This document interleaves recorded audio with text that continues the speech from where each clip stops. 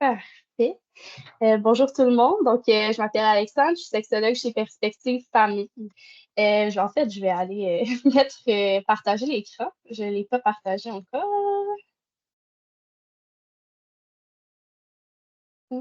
Présenter. Perspective Famille, en gros, c'est un organisme qui vient en aide aux familles qui traversent des transitions familiales découlant de la séparation parentale. Des situations de monoparentalité, garde partagée, conflits entre les ex-partenaires, etc. On va regarder un petit peu ça dans quelques instants. Donc, aujourd'hui, je vais vous présenter c'est quoi nos services, c'est quoi les besoins de notre clientèle, mais avant toute chose, je vais mettre en contexte les transitions familiales telles qu'on les vit au Québec. Quand on parle de séparation parentale, on parle d'une réalité qui engendre une pluralité de trajectoires familiales. Les raisons de la séparation vont être différentes d'une famille à l'autre. Ça peut être en raison de conflits, par exemple, comme ça peut être l'amour qui n'est plus là, comme ça peut être des questionnements au niveau de l'orientation sexuelle. L'orientation, c'est ça. Ça dépend vraiment de chaque famille, évidemment. La relation de coparentalité aussi, après la rupture, va être différente d'une famille à l'autre. Est-ce que les deux parents vont être encore dans une relation amicale, une relation qui va quand même bien, ou est-ce qu'il va y avoir des conflits? La modalité des contacts entre les parents et les enfants aussi va être différente d'une famille à l'autre. Est-ce qu'on fait une garde partagée? Quelle garde partagée? Est-ce qu'on fait du 7-7, 5-2-2-5? Etc. Est-ce que c'est une fin de semaine sur deux chez un des parents? Est-ce qu'on est dans une situation plutôt de monoparentalité? Par exemple, s'il y a un des deux parents qui a quitté, euh, est-ce qu'il y a un des parents qui doit, pour avoir accès à son enfant, est-ce qu'il doit être supervisé? Tout ça aussi peut entrer dans des trajectoires qui sont différentes d'une famille à l'autre. La configuration familiale qui suit après la séparation. Quand on parle de configuration familiale, on parle de recomposition familiale, entre autres. S'il y a des beaux-parents qui s'ajoutent au portrait, s'il y a des demi-frères, demi-sœurs, est-ce que ces autres enfants-là ont un même parent ou non. Puis finalement, on a la présence de violences familiales que j'ai mis en gras parce que de façon générale, quand les familles viennent dans notre service, c'est parce qu'il y a présence d'une violence familiale à un degré ou à un autre. Donc, quand on parle de violence familiale, on parle entre autres, en tout cas, ce qui concerne notre organisme, c'est la violence conjugale. Le fait qu'un ex-partenaire ou un partenaire pendant la relation aussi va essayer d'exercer du contrôle sur l'autre partenaire, l'aliénation parentale, donc le fait de placer l'enfant entre les deux parents, souvent dans une tentative d'aller atteindre l'autre parent ou d'obtenir certaines choses. Donc, par exemple, d'obtenir la garde complète d'un enfant quand on ne l'a pas. Puis les conflits de séparation, qui en soi, être en situation de conflit n'est pas nécessairement synonyme de violence familiale, mais on peut le placer dans la violence familiale quand ça l'affecte l'enfant, quand l'enfant est placé au milieu, par exemple, des conflits ou être témoin d'un conflit sévère de séparation. Dans ce cas-là, ça peut être une certaine forme, ça peut amener une certaine forme de négligence ou être placer l'enfant dans le milieu de tout ça. Vraiment, on voit que la séparation parentale, c'est une multitude de réalités. Puis, pour vous donner une idée, au Québec, dans les dernières données qu'on a été capable de retrouver, c'est les recensements québécois recensement québécois de 2021. On a vu que 11% des familles vivent de façon recomposée, donc avec des beaux-parents, des demi-frères, demi-sœurs. Puis 30% des familles vont être monoparentales. Ce qui veut dire rapidement comme ça qu'on est autour de la moitié des familles québécoises qui vont vivre une situation, une transition familiale à un moment ou à un autre. Quand on parle des enfants, des jeunes de 0 à 17 ans, c'est environ ça, en fait. C'est environ entre le quart et la moitié des jeunes de cet âge-là à Laval qui vont traverser ce genre de réalité. Donc, c'est quelque chose qui est vraiment très présent. Puis ces données-là sont assez représentatives aussi de ce qu'on voit à Laval. Euh, donc, Pour vous mettre encore une fois en contexte, une donnée qui peut être intéressante, quand que des familles vont vivre la rupture dans un contexte amical, dans un contexte où ça se passe relativement bien, on parle de 18 à 24 mois pour être capable de s'adapter à la nouvelle réalité, 18 à 24 mois pour être capable de, d'aller chercher des outils, de se reconstruire. Mais ça, 18 à 24 mois, c'est quand ça se passe bien. Quand on est dans un contexte de conflit sévère, de séparation, de violence familiale, quand on est dans un conflit où ça se passe moins bien, ben là, c'est beaucoup plus difficile de s'adapter. Une séparation, ça peut être vécu un peu comme un élément qui est très, très, très presque traumatique pour certaines personnes, tout dépendamment comment c'est vécu. Quand on est dans une situation de conflit sévère, de séparation, de violence familiale, on ne sait pas trop ce qu'il y en est. On ne sait pas trop à quoi s'attendre. Donc, c'est difficile de s'adapter à une situation dans laquelle on marche tout le temps sur les œufs, dans lesquelles ben, c'est ça, qui nous affecte vraiment grandement, puis qu'on est tout le temps confronté à des difficultés, d'autres bâtons dans les roues qui sont ajoutés au fil du temps. C'est difficile de s'adapter à ce moment-là. Donc, ce qu'on observe dans notre organisme, c'est des familles qui sont très souffrantes, des familles, des fois, qui viennent quand ça fait 5 ans, 10 ans que la séparation s'est passée, des enfants qui arrivent à l'adolescence, au début de l'adolescence, puis pourtant, la séparation remonte à la petite enfance. Donc, c'est vraiment quelque chose qu'on va observer beaucoup à notre organisme. Un petit portrait des parents de notre organisme. C'est des parents donc, qui vivent des conflits depuis des années. Comme je l'ai déjà dit, ça peut remonter à des dizaines d'années des fois. Une souffrance vécue par chacun des membres de la famille qui le vivent différemment. De l'aliénation parentale qui est souvent exercée sur les enfants, donc des enfants, comme je l'ai expliqué un petit peu plus tôt, qui sont placés entre leurs deux parents pour faire des choix, ou encore l'aliénation parentale, ça peut être de se placer en tant que parent dans une position un peu plus de victime pour amener l'enfant à rejoindre notre camp un peu quand on ne veut pas placer un enfant dans cette situation-là.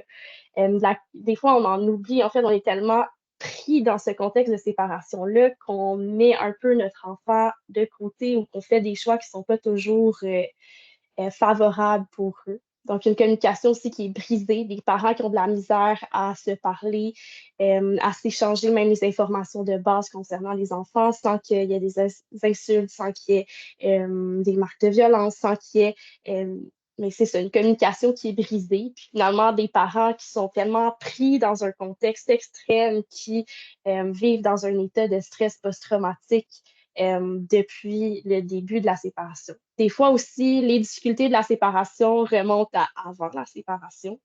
Euh, Par exemple, des parents qui se chicanaient déjà quand ils étaient encore ensemble. Des fois, ça arrive au moment de la séparation. Puis des fois, ça arrive plus tard après la séparation. Un exemple que je pourrais vous donner, c'est pendant la COVID-19, il y a 4 ans. Mais des fois, certains sujets ont amené beaucoup d'ambivalence entre les deux parents, beaucoup de désaccords. Puis à ce moment-là, ça a créé des conflits qui n'existaient pas avant. Par exemple, est-ce que je fais vacciner ou non mon enfant? Donc, c'est un exemple de conflit qu'on a observé chez plusieurs de nos familles qui ont mené à des conflits qui n'étaient pas là avant. Donc, une séparation qui s'est bien passée, puis qui a commencé à devenir conflictuelle à ce moment-là. Évidemment, c'est un exemple que je vous donne. Donc, il y a plein de sujets qui peuvent mener à ce genre de conflit. Au niveau des enfants, je vais vérifier là. Okay. Au niveau des enfants, on voit des enfants qui verbalisent des idées suicidaires. Donc, des enfants de 7 ans, des fois, qui vont nous dire qu'ils préféraient ne plus exister. C'est des enfants à cet âge qui ne comprennent pas c'est quoi la mort, mais ce qu'ils comprennent de ce concept-là, c'est le fait de ne plus exister. Parce que eux, ils voient que s'ils n'existaient pas, il n'y aurait pas de conflit parce que souvent, les parents, ce qu'ils veulent, c'est de choisir pour l'enfant, c'est d'avoir l'enfant plus à la maison ou peu importe c'est quoi le sujet de la chicane. La raison pourquoi la chicane perdure, c'est parce qu'il y a un objet entre les deux parents, puis c'est l'enfant. Donc, l'enfant réalise que s'il disparaissait, ben, pour lui, en tout cas, il a l'impression que s'il disparaissait, il n'y aurait plus de conflit. Euh, ou que s'il disparaissait, une autre chose qu'ils peuvent comprendre, c'est que le fait de disparaître, ça peut mener aussi au fait de ne plus souffrir. Donc, on a des enfants qui sont très souffrants, des enfants qui sont pris parfois dans des conflits de loyauté, qui doivent choisir, qui sont amenés à devoir choisir entre un de leurs deux parents pour une panoplie de choses dans lesquelles ils ne devraient pas avoir à faire de choix, de la détresse aussi, puis des difficultés de comportement, des difficultés scolaires. Par exemple, on a beaucoup d'enfants avec des troubles de position qui vont extérioriser beaucoup leurs émotions et pas nécessairement de la bonne façon. Donc, des enfants qui ont besoin de se faire accompagner au niveau des émotions. Euh, ou qui ont plus de difficultés dans les autres sphères de leur vie.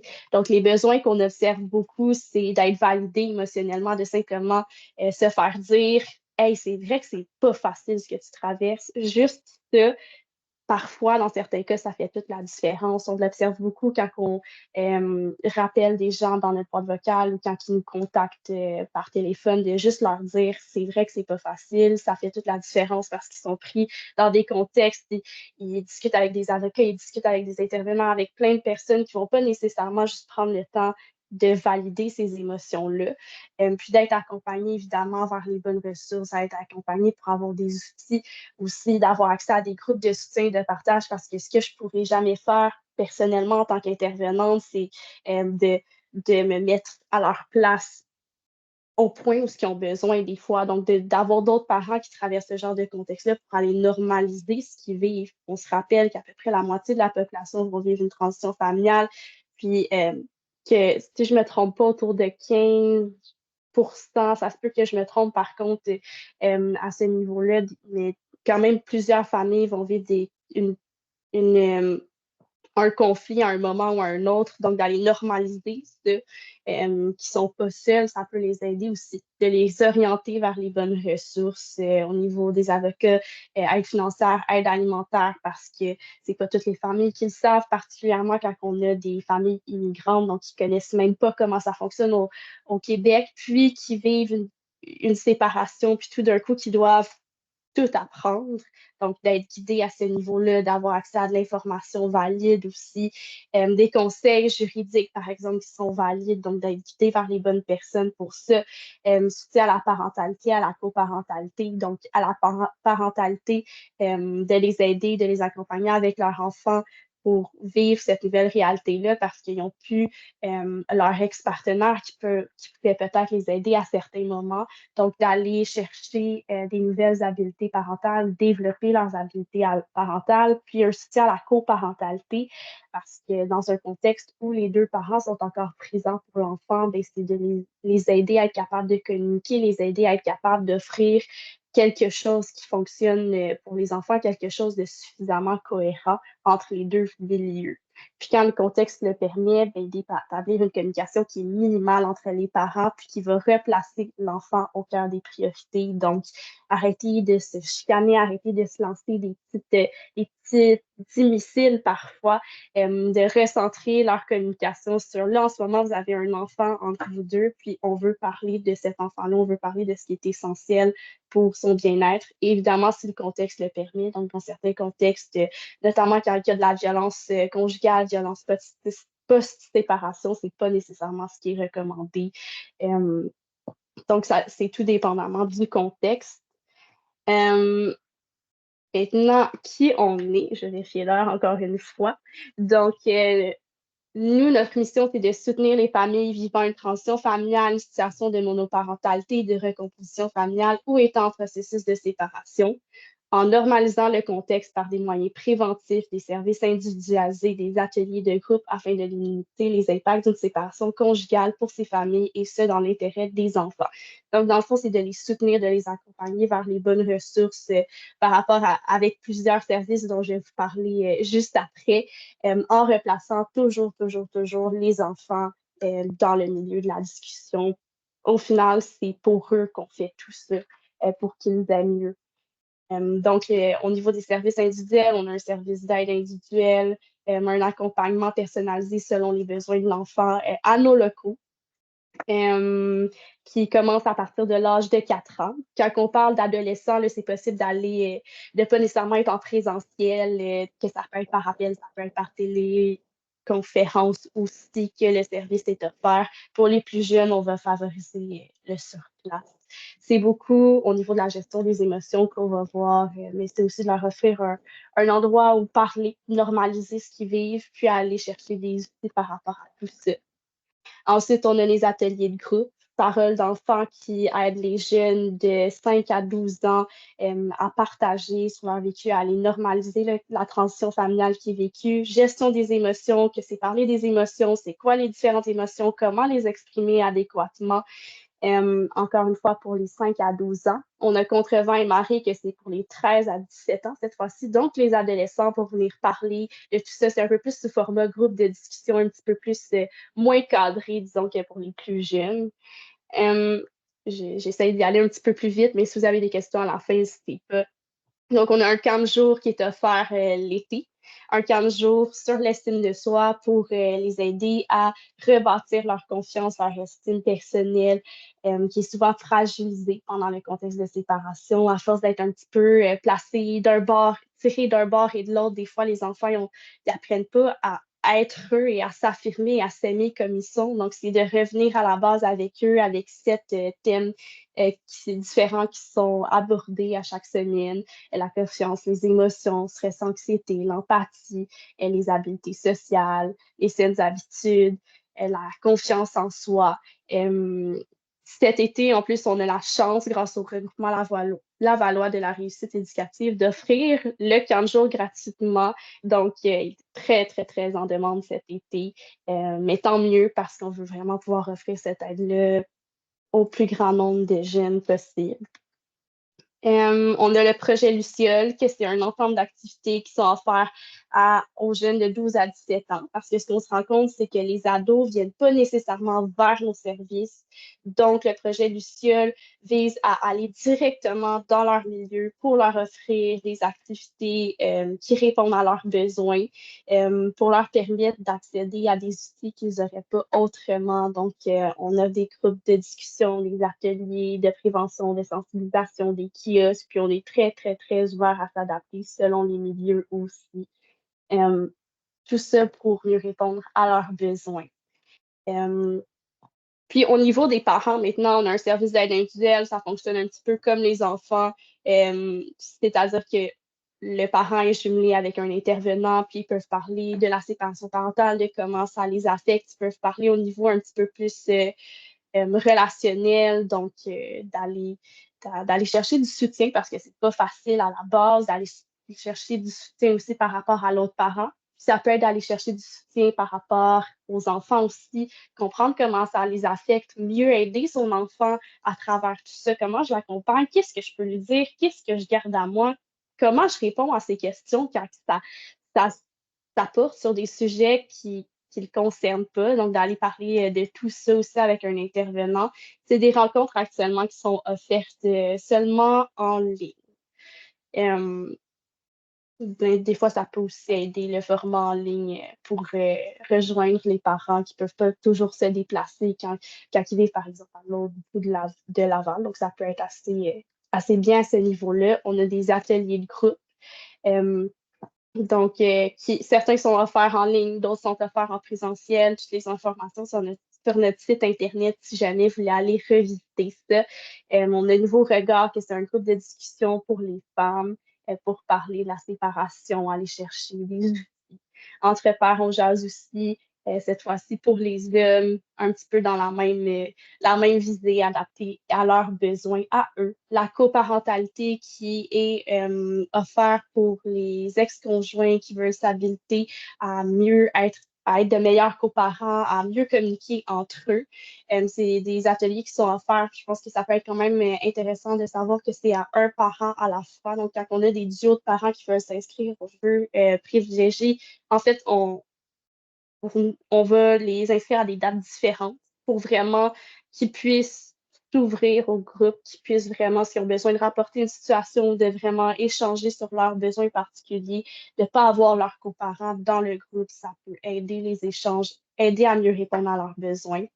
Être beau-parent qui est pour les beaux-parents, évidemment. Parent un jour, parent toujours pour les parents qui veulent soutenir au niveau de leur enfant par rapport à la séparation. Puis finalement, le développement sexuel chez les enfants de 0 à 12 ans. On a un service de soutien à la coparentalité qui est un service de supervision des échanges courriels. Donc, un intervenant qui peut être ajouté en CC de tous les échanges courriels entre les deux parents, puis qui peut pouvoir intervenir s'il y a un manque de respect, si on ne respecte pas les ententes qui étaient prévues à la base, tout ça dans le but de remettre l'enfant au centre. Souvent, quand les interventions, c'est vraiment l'intervenante va rappeler qu'est-ce qui n'a pas été fait comme il faut, puis il va nommer l'enfant, nommer le nom de l'enfant. Donc, ça ne suffit pas de juste dire l'enfant, on va vraiment aller dire hey, là, on est là pour Héloïse, on est là pour, j'ai nommé un enfant, évidemment, un nom comme ça, un nom fictif. Donc, de vraiment remettre la communication au niveau de l'enfant, puis sur ce qui est essentiel aussi. Là, je suis un petit peu rapide. Encore une fois, n'hésitez pas si vous avez des questions à la fin.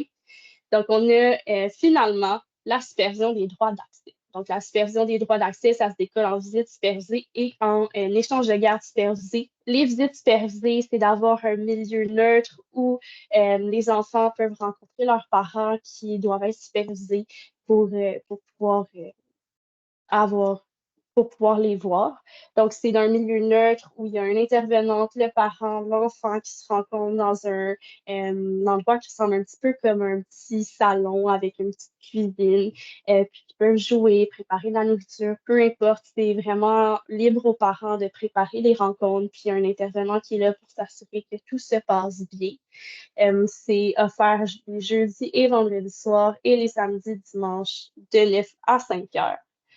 Puis la supervision au niveau des échanges de garde, donc de permettre les échanges de garde, donc d'échanger l'enfant d'un parent à l'autre sans qu'il y ait de contact entre les parents, qui est parfois fait de manière volontaire, parfois faite à la demande de la DPJ ou à la demande d'un jugement à la cour, même chose pour les visites supervisées. Donc, ça évite vraiment aux enfants d'être témoins de toutes les tensions, tous les conflits, puis mais ça favorise leur bien-être au final. Donc, pour donner une petite idée, dans l'année 2022-2023, on a aidé 324 familles, ce qui équivaut à peu près 1001 personnes. On n'a pas encore les données 2023-2024, on est en train de les travailler. Je crois que ça avait un petit peu augmenté. Donc, à voir, sous toute réserve. Puis, finalement, si vous pensez que c'est quelque chose, un de nos services pourrait intéresser euh, un de vos clients, des personnes que vous voyez, vous pouvez vous rendre sur notre site Internet, aller choisir le service que vous désirez, puis le parent, la personne, le membre de la famille va pouvoir remplir une fiche d'identification avec toutes les informations pour s'inscrire. Vous pouvez aussi nous contacter directement pour qu'on... je vais finir ça, puis je vois qu'il y a une question. Donc, vous pouvez nous contacter directement si jamais vous voyez qu'il y a si jamais vous voulez qu'on vous envoie directement la fiche d'inscription, si jamais on a un parent qui est moins habile aussi avec les technologies, on peut s'adapter, lui envoyer en PDF ou qu'il vienne à nos locaux remplir la fiche. Il y a toujours moyen de faire quelque chose. Je vous laisse là ici aussi pour ceux qui sont plus techno et qui sont bien capables de trouver la fiche. Puis finalement, les petites informations pour nous rejoindre, évidemment au niveau des réseaux sociaux. En ce moment, on a juste Facebook, Perspective Famille, vous pouvez taper ça, puis vous allez pouvoir nous trouver. Sinon, je vous laisse les autres informations pour nous. Je peux arrêter le partage d'écran aussi pour répondre aux petites questions. Oui, merci beaucoup, Alexandre. Julie Desrochers a une question. Oui, bonjour, merci pour la présentation. J'ai manqué un petit peu le début. Probablement que vous avez peut-être donné l'information, mais à quel moment vous avez changé le nom de Perspective entre regroupement? Je pense que c'est le même organisme, le regroupement vers Oui. Perspective Famille? Est-ce que ça fait longtemps? Oui, ben c'est une bonne question. En fait, non, c'est cette année, c'est il y a peut-être 2 mois à peu près. Là, c'est vraiment tout récent. On a changé notre nom parce que, premièrement, notre ancien nom était beaucoup trop long. C'était difficile tout simplement de se présenter, mais aussi parce qu'on trouve que Perspective Famille, ça représente mieux nos services, surtout la réalité des familles de 2024, dont au moins la moitié vont vivre une transition familiale de toutes sortes. La famille qui étudie que les deux parents sont encore ensemble et que les enfants proviennent seulement des deux parents, c'est plus une réalité actuelle tant que J'ai une ça. deux... Donc, Perspective OK. Famille. J'ai deux autres petites questions. En fait, dans vos services, vous ne mentionnez pas, là, je me demandais, bon, un enfant qui n'a pas vu un des deux parents depuis très longtemps, qui va reprendre contact avec son parent, est-ce qu'il y a de l'accompagnement pour préparer l'enfant? Puis quels sont les délais d'attente pour avoir accès à vos services? C'est possible, oui, c'est possible pour nous d'accompagner le jeune pour lui donner un espace où en parler. C'est sûr qu'on préfère que le parent lui annonce par lui-même. Des fois, on a la demande, est-ce que l'intervenant peut lui annoncer? Puis, on préfère pas, nous, lui annoncer ce qui va se passer, mais après que l'annonce soit faite, l'accompagner, bien sûr. Au niveau des délais, on vient de commencer à avoir une liste d'attente dans le service jeunesse, donc c'est difficile de dire exactement ce serait quoi les délais. Je dirais quelques semaines au moins avant d'avoir accès. Au niveau adulte aussi, on a une liste d'attente de quelques semaines. Je crois qu'au niveau adulte, c'est un petit peu moins long en ce OK. moment. Merci beaucoup. Ça fait plaisir. Est-ce qu'il y aurait d'autres questions ou demandes de précision ou tout simplement des commentaires sur la présentation? Là, vous avez un beau panier de services. Vous avez plusieurs services à offrir, hein. C'est quand même, j'imagine que vous avez une bonne équipe d'intervenants aussi au Oui, sein de l'organisme. on est peut-être une douzaine d'intervenants en ce moment. Puis, si jamais vous avez des questions aussi qui vous viennent, n'hésitez pas à nous contacter, à nous appeler. On prend les messages à peu près quotidiennement. Donc, on rappelle entre la journée même ou quelques jours selon nos disponibilités. Ou à nous envoyer un courriel, à nous écrire, peu importe la modalité, on prend toujours nos messages. Parfait. Alors, dernier tour de roue, est-ce qu'il y a des questions? Non? D'accord. Alors, ben, merci beaucoup, Alexandre. Et puis, nous allons déposer ta présentation aussi sur la page intranet. Alors, Parfait. Ben, merci à merci vous tout de le m'avoir monde. accueilli. Au Bonne journée. revoir. Bonjour.